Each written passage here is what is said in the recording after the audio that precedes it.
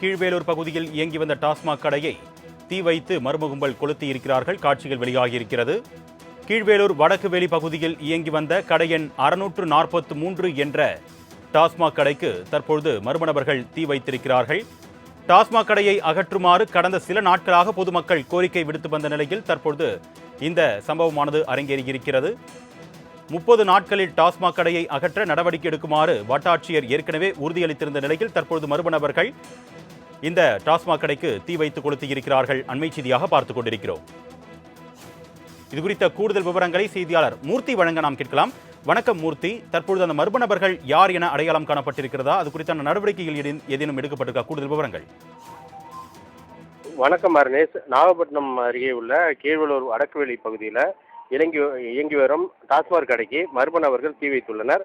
ஒரே பில்டிங்கில் இயங்கி வரும் விற்பனை கடையும் அதனை ஒட்டிய அட்டை பெட்டிகள், காலி மதுபாட்டில்கள் அடுக்கி வைக்கின்ற அறை உள்ளது.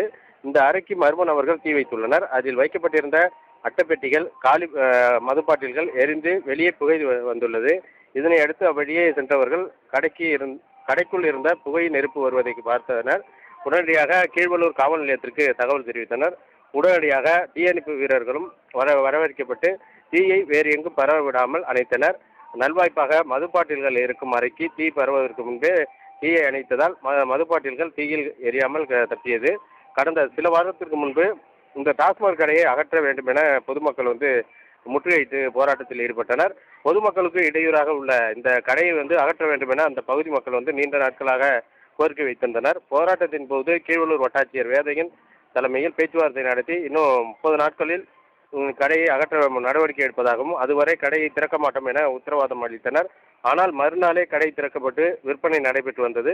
இந்த நிலையில் தற்போது அந்த கடைக்கு மர்ம நபர்கள் தீ வைத்துள்ள சம்பவம் பெரும் பரபரப்பை ஏற்படுத்தியுள்ளது. இதனையடுத்து டாஸ்மாக் ஊழியர்கள் அளித்த புகாரின் பேரில் வழக்கு பதிவு செய்து கடைக்கு தீ வைத்த மர்ம நபர்களை கீழ்வேலூர் போலீசார் தேடி வருகின்றனர்.